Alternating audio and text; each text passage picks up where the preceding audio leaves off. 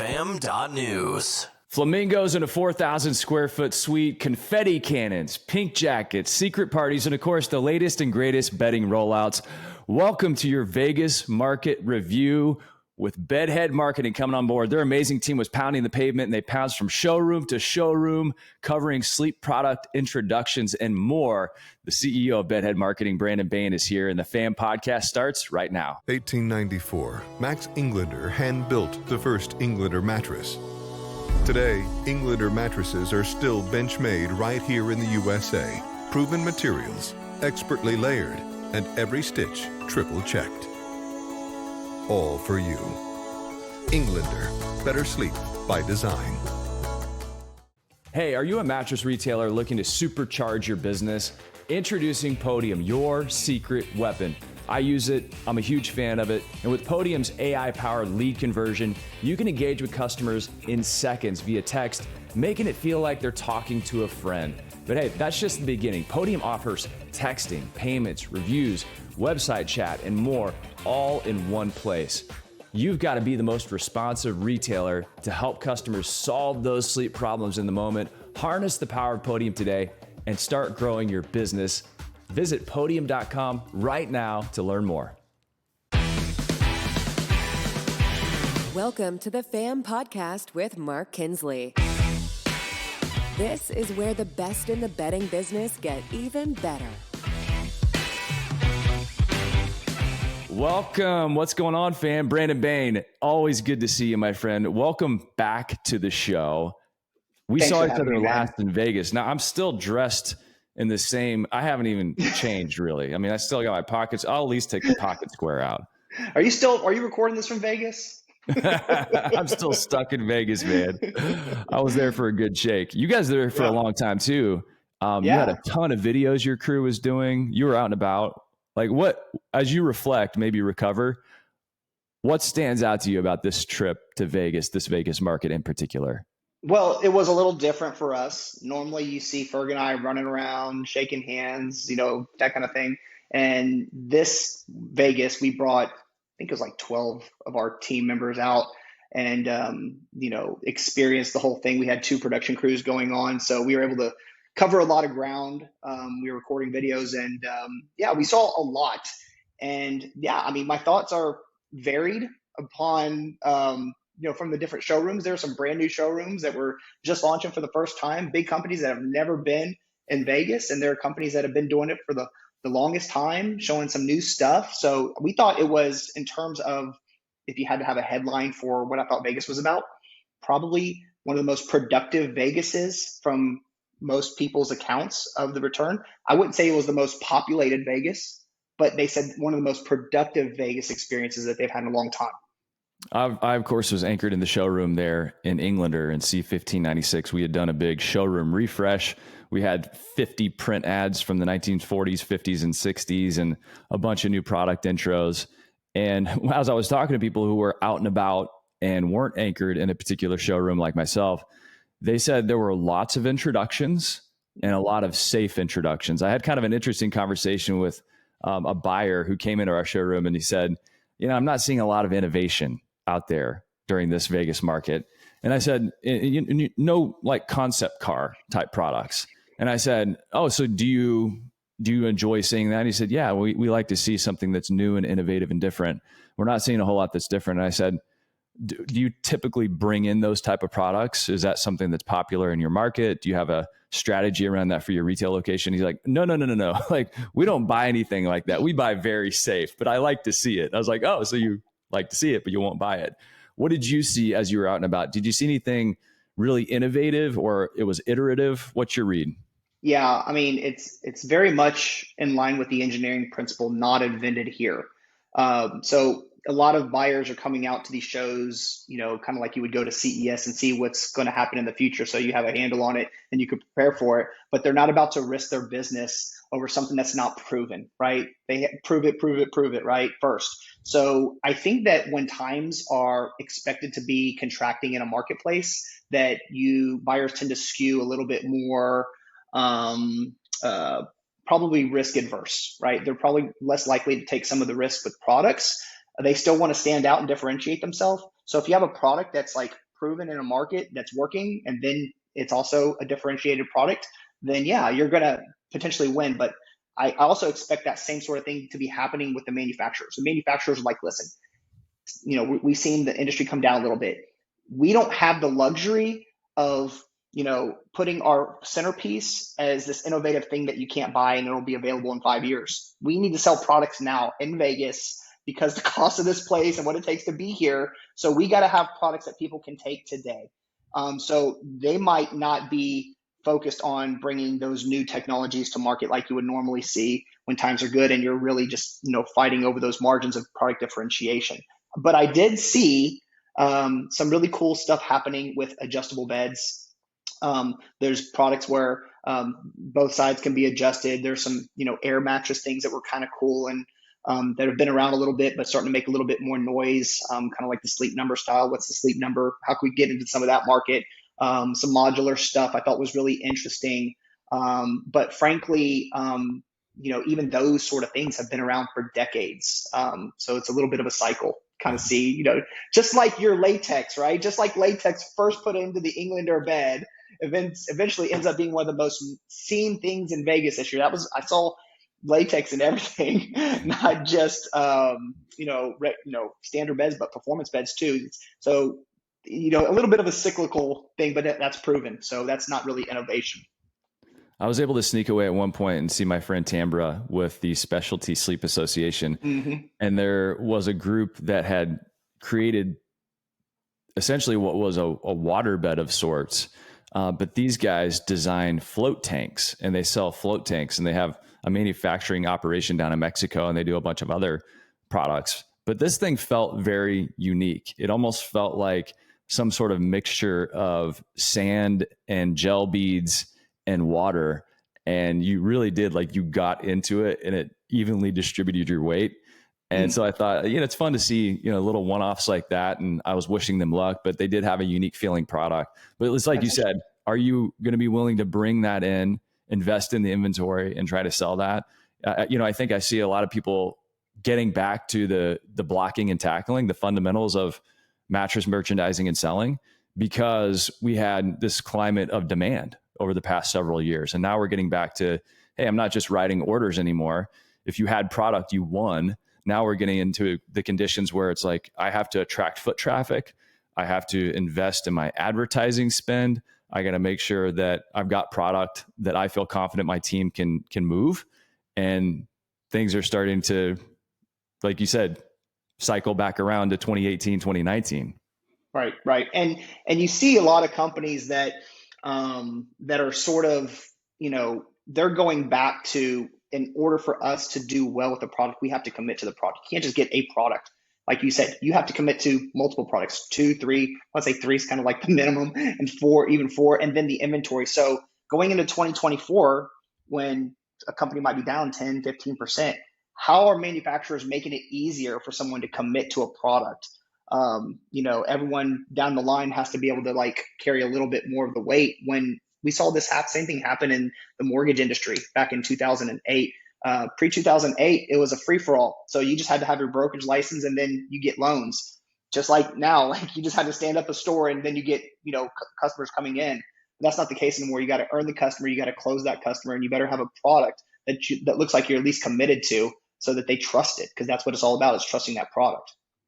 That's a really good point too, about having a product that you're committed to.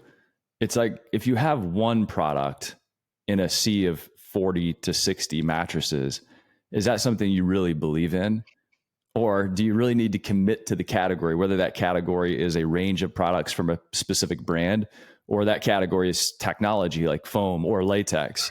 I think there's a lot to emphasize there about your onesie twosies versus a merchandising strategy, which I think Megan Anderson did a great job when she spoke at Sleep Summit back last October, in helping people understand committing to the category and merchandising strategy versus I'm just buying product and putting it on my floor. There's a big difference. Right. And I think that Megan is at one of the elite at understanding the customer journey and how it relates to the merchandising strategy, where a lot of people merchandise, for like, hey, we're missing a product here, we're missing a product there, but missing a product for who? The RSA, for the customer, for your own line card, like who? So having a holistic philosophy about your merchandising strategy, I think, is important. And Megan did a great job of telling that journey through her experiences in overseas. I think it was Italy, right? Did she go to Italy and do the wine tastings? Paris. She went to Paris, France. yeah, Yeah. for the wine taste. So yeah, it was a really interesting talk. I think you have a copy of that, right? Can you show the people the video? We might be able to reveal some of that. Okay. Hey, speaking of that, you make sure and save the date right now. Sleep Summit 2024 is going to happen October 8th through the 11th. Keep listening to the podcast. Make sure you go to fam.news, get signed up for the emails. We'll send you all the information. So we'll get that for you. And we'll talk more about merchandising when we head into Sleep Summit. And I've already signed on some of our speakers. So Brandon, whenever you think about merchandising versus buying merchandise, I think a lot of people run it like let's go a little bit deeper on that. Whenever somebody has a dead slot on their floor, maybe a couple of dead slots, they're like, yeah, it's just not moving anymore, or maybe it never moved in the first place. How do you think about what to do about that single slot without disrupting everything else that apparently is working? There's a couple of different philosophies, and I think any one of these, I would say 3 would probably be salient, maybe 4. The first one is put a product that's going to swing the door, right? Because it's harder to swing the door.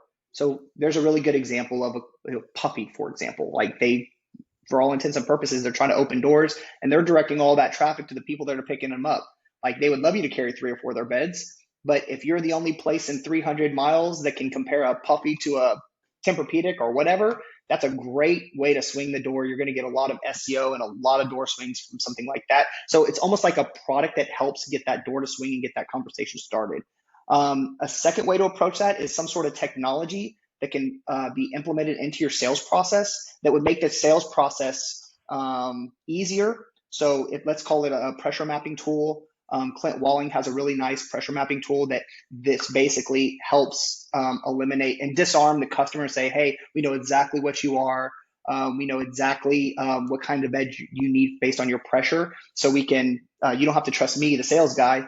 You can trust the technology and we can go fit you into the right beds. So those are the kinds of things that I think a single slot could be helpful for. A third thing that could be helpful is lean heavier into a line that you haven't leaned heavy enough into, and it will show your commitment to that product. You might have 3, go get the 4th, right? Go get that other one. I think that's another great way to do it. And then this one might feel a little counterintuitive, but I'm going to say it anyway because I'm a marketer. The difference between Target and Walmart is Target did a great job of giving their customers more space and giving each of the products more reverence. So it feels like a better experience. So why not space out your beds a little bit more and give the customer a little nicer experience as opposed to saying, hey, this is a track neighborhood. We got to put a house in every lot. We'll make those lots a little bigger, give people a little bit more space. And that feeling could be, instead of everything butted up next to each other, can feel like I'm getting, more value out of this experience.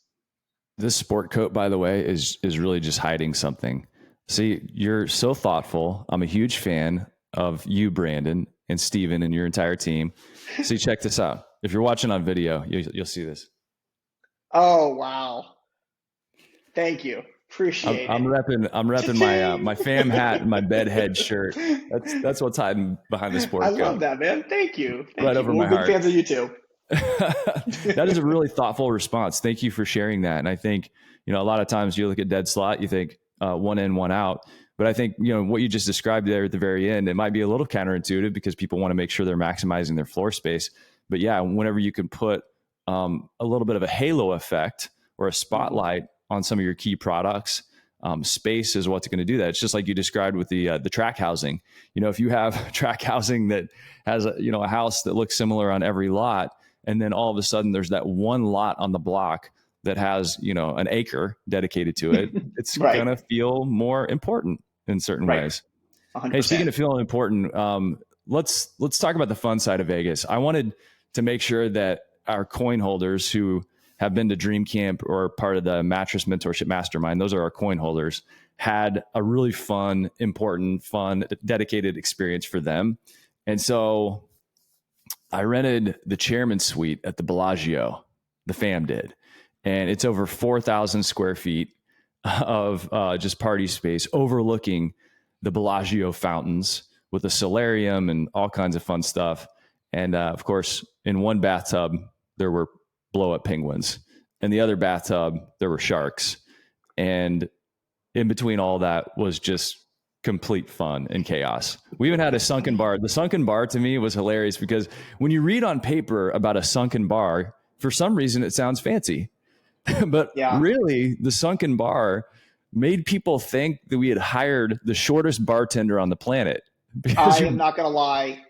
I thought that the whole time until I like walked up to get a drink and I'm like, oh, hey, normal human being size person. Like I had no idea. He was way down there. And I was like, what is this? Like, I know that you'll go to any length to do, things that are above and beyond, but that was impressive.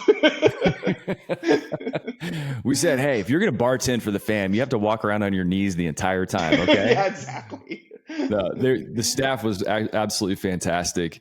And our friends at Podium, I finally got to meet Kelly Suzuki in person, which was amazing. Love Kelly. But we had Podium Pong set up and Podium Punch was being served as soon as you walked in. And then the fountains were going off. And at one point, multiple confetti cannons got shot into the sky. Yep. Okay. So as you walked in, what did you experience at the Famhouse party? Well, first off, I was privied a little bit because, as you know, my wife Tracy was helping you set it up with helping Tara get it all going. And she gave me a little preview tour and I'm like, oh my gosh, they're going all out.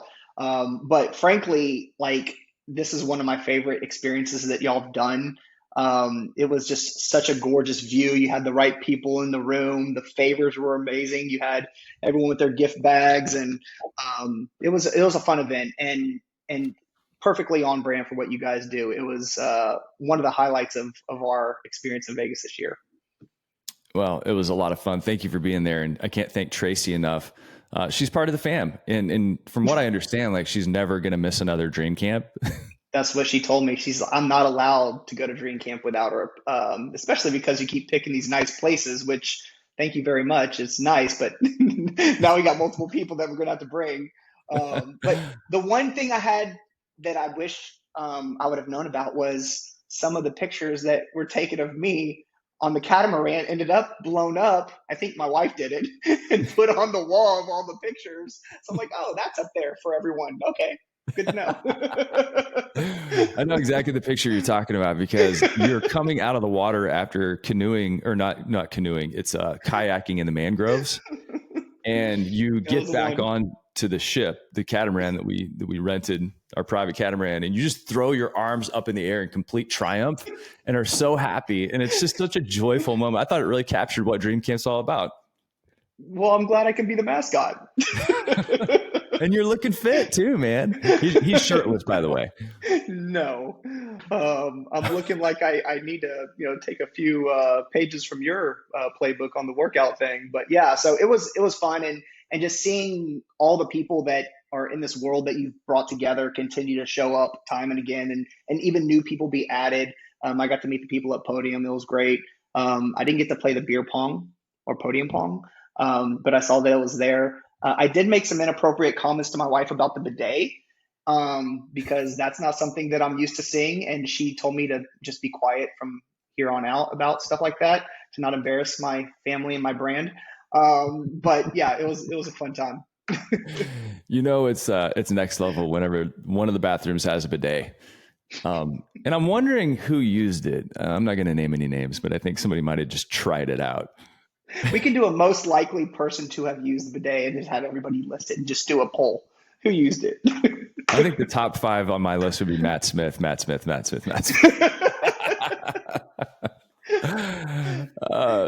like, you got a real weird water faucet in there, man. That was funky. Well, and at one point, poor Kelly Charles, she hurt her foot and she was zipping around Market on the scooter. And so whenever she came up to the house party, her and Joe, the scooter obviously came with them and we squirreled it away. And I thought I put it on the charger because I thought at some point people are going to break this thing out and zip around the 4,000 square foot suite on the scooter. And sure enough, at one point, my friend Chino from Guatemala, they're an Englander licensee. He was bartending and he was zipping around on the scooter. And I don't think he was alone. Well, I highly enjoy the cute little TikTok videos the fam did. If you haven't seen them, please link to them because they are hilarious. My wife and Tara and Kelly did some with Adrian, and they're all coming in and out of the elevators, and Kelly's in there riding the scooter out. It's so perfectly Kelly. Like she don't care. Like she's gonna do Kelly. You know, I love her. She's amazing. Yeah, those videos, she is, and those videos are absolutely incredible. Adrian, who works at the fam, many of you know Adrian, put those together, just like showing the fun side of Vegas, of which there's a lot. And we talk about the business side of it, but man, the relationships and the fun side, it goes a long way.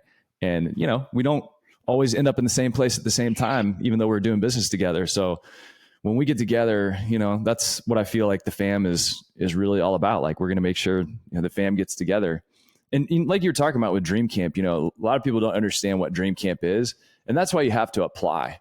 And if you go to fam.news and you're interested, we do have a few slots left for Dream Camp Palm Springs coming up at the end of April. So you can go to fam.news and you can apply. And I'll leave you with this on that note. If you're even curious at all, apply. I'll leave you with that. Yeah, I think that one of the interesting things that happens is just the emergent experience that comes forth when you have a whole bunch of people that know the industry, that want to help each other. I think I had two different business owners in the retail space say that they have changed their entire business model just out of conversations we had directly. And I just know that's happening in other conversations that are happening all over the place. And it's not something that like you predict, but it's something that you can expect. Yeah. Follow that scent trail, follow that curiosity. And let's leave it at that. We've had some incredible people that I never knew apply, and they're coming to Dream Camp, Palm Springs. And I know we're going to see you and Tracy there. Let's talk about Bedhead for a minute, because I think you guys did something that was really important. I signed on from an Englander perspective. People invest a ton of money to get their products ready, send their team to market. They pay for that show space year round, which is an absolute gut punch every month when I get the bill. So maximizing that investment is critical, and maximizing that investment is something that you really have to do in the moment. So before, during, and after, but a lot of people miss the during. And you guys put a team together to go in and shoot videos in different showrooms and turn those videos around same day or early the next day, so that people online looking for products or checking their social media would be able to see some of what was happening right around them. Talk about where that idea came from and then how you made that happen, because it looked like a logistical feat. Which is why I'm very grateful for Anna, because logistics is typically not how you describe Brandon Bain. Creative and tech, maybe, but not logistics. And yeah, it started off last event in the summer where we tried 5 different videos with 5 of our showing manufacturers. That one of them was like we're going to demo the new showroom. One was we're going to demo the new product. One was an interview style, etc. So we had these 5 different styles of videos, and it was kind of a beta test for us. And they were really successful, especially the interview style. So we gave people the option of doing it on your own. If you have a dynamic powerhouse speaker like you are, which you did a really great one. I think yours was like a MTV Cribs influenced type of video, and we can link to that. But that was a really fun video. And then we did an interview style with either Stephen Ferguson or Brent Batterman, who are both very dynamic on camera, and they ask really interesting questions. It's not just like, tell us what's new. How's your business? You've been doing this for the X amount of years. Tell us. So it's really more salient, interesting questions from people that are respected in the category and get a lot of views. I mean, these guys have been doing it for a long time. And what we did was we had 13 or 14 videos that we filmed in Vegas with 2 full production crews. They're not iPhones. It's literally bringing out the production crew with the Ronins and the lighting and the audio and all that stuff. We did a lot of pre-prep for this, so we have to know brand guidelines, all the keynotes, the topics that are going to be covered, all the bullet points. We have to know the music that's going to go behind the tracks. Like all of it has to be done pre-market and prepped, and then we shoot the video, turn it over overnight, so that by 10 a.m. the next morning, 11 a.m. when traffic is the busiest and buyers are in the building, we are sending these videos out through all of our channels, LinkedIn, and then boosting those videos. We had over 500,000 impressions of just the videos that we boosted. So it's a lot of eyes, but they were specific to the furniture and mattress buying industry. So it's not like you're getting random people seeing it. It's only people that we thought were in our target demographic, 500,000 views. So it was really impressive. And when we go there, it's a lot of work. So we're exhausted after the first couple of days. We're in Thursday, and by Sunday, I think our last video was shot, but basically Saturday we wrapped up and edited everything. And we're just like a shell of ourselves. So it's not just Steven and I running around anymore. It's the whole, I think we had 10 people on production crew and a couple of extras. And yeah, they were really great. And all the people that did it the first round basically signed up to do the second round. And I think they're going to keep doing it because it provides a lot of visibility into their products from a company like us that's agnostic. We're friends to everyone and can kind of speak to their product as a viewer of all the products, not just someone that's in there trying to hype them up. Well, congratulations on number one, pulling that off. I think it was a great service to the industry too, just to bring that all together. We were probably like ships passing in the night because Tara and Adrian were doing fam cams, which those are just like quick little social media style videos where we ask what's new and why does it matter? And Adrian and Tara were turning those around same day, a little bit of a different take. Yep. But I love being able to see lots of perspective and get that content out there. So the people that aren't there are able to see what's going on. The people that are there a lot of times can't have a 360 view. So they're going to be able to go back to Bedhead social media channels, the fam social media channels. We're pushing out your videos too, because I think it's just such really great content. So congratulations to the Bedhead team. Congratulations to Stephen Ferguson on having an amazing pink jacket that I saw breezing through the hallways. It was like this pink flash forward and backward. I was like, dude, man, your style game is just on point. Yeah. Yeah. And by the way, I was with Tara and Adrian on 2 or 3 of those video shoots. They do such an awesome job. So hats off to them. And I've shared some of those videos as well. I think it's all necessary. If some visibility is good, more is better, right? Absolutely. Hey, as we put an exclamation point on the end of this, I want to go back to the beginning. We had the Mattress Mentorship Mastermind Accelerator Lab the day before Vegas market officially started on that Friday. And we rented out the Sterling Club, which is an absolute gem. It's not in a hotel, but it's right off the strip. And we spent a day learning about artificial intelligence, generative AI, getting our hands in the clay and learning. What, from your perspective as somebody who's tech savvy, somebody who's in the marketing space, somebody who's using ChatGPT and generative AI, when we had that group of almost 30 people gathered up, what did you notice? What's your observation? What are your hot takes? Man, I did not think that I would go into a training about AI and Mark Kinsley would teach me something, because I've been in AI for a long time. And you really put a package together to how can you use AI to properly support your business? How can you be the user of the tool versus just assume I can never get into this. But basically it became the equalizer. Everyone can do this if they had the right understanding of it. And I think that you took a group of 30 people that probably 3 or 4 of them have used AI as part of their daily routine, and turned them all into people that will be using this every single day to improve their businesses. And you taught me a couple things. And I remember I pulled you over and we had an image developed using AI. And I asked it to build an image based on the stylings of Bedhead Marketing. And it's the best image that I've ever seen generated. So I was like, hey, it knows something. It's working, right? But it was really fun because you put people into pods and you got them to work on developing a brand with AI within 10 minutes. You had 5 amazing concepts for beds that wow, that would be something that people would probably pay for from a focus group to figure out what would be a great new strategy for a brand or a concept for a bed. and you just kind of unlock that within those people. So the whole experience is great, and it was really easy to follow along. And those masterminds are really they're really well done and really impressive. The locations are great, the accommodations are great, and your presentations that you help people with, no matter where your starting point is. Some of these people barely know how to attach a PDF to an email, and some of people in there are like highly, like Eric Grinley, highly technical, Joel Boer, Brandon Huffstetler. Some of these guys know their stuff, and they came away with new information that was helpful for them.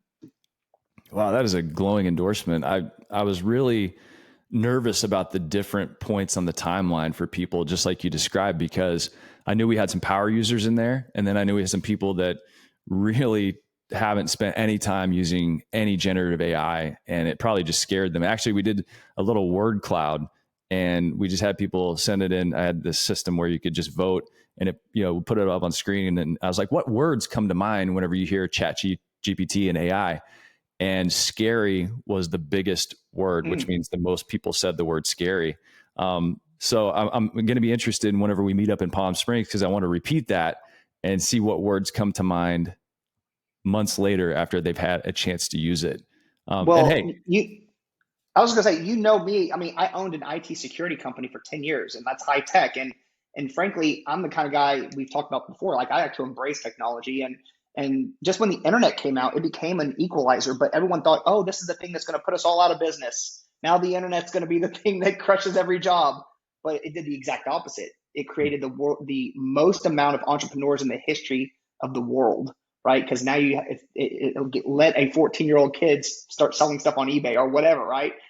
The AI that we're using here is even bigger than that, because you don't have to learn. There's not this long learning curve of how to build a website and how to code and all that stuff. You literally just have to know how to provide the right prompting to return the results that you're looking for. Yeah, and I think that's an important pause point. Technology has historically been a net job creator. And a lot of people are like, oh, it's going to take away jobs. And it is. It is taking away jobs in certain fields and certain categories. But a lot of companies that I think are really smart with this are looking at it as, how do I get bigger with the same number of people while freeing up my people to do more strategic work instead of manual labor or processes that can be automated and take human touch and human error out of it. So yeah, I think it's just one of those things. And we said it at the very beginning of the session there in Vegas. AI enabled people and companies will outperform those who don't adopt the technology. And of course, the simple way of thinking about it was, if you had the Iron Man suit and everybody had the Iron Man suit, it's who uses it the best. And that's what's happening. Like, everybody's going to have the Iron Man suit.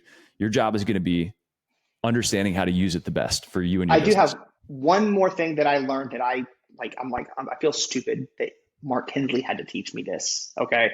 Which is the exercise by which we had the dummy data, and we were to extrapolate from the dummy customer data, what kind of products do I need to be selling and merchandising or bringing into my showroom or marketing to. Basically, you can have a list of all your customer data, and Chat GPT or any of the open AI can basically pull from that your merchandising strategy, based on the information you've given it, what products you want to put in there, maybe a market you want to target that you didn't even realize you needed to target based on your return on investment. If that one small little thing, if that's all that any of the retailers got from it on how to do that, might drastically change their ROAS, their return on ad spend, because now they're targeting the people that actually want their products that they make money for.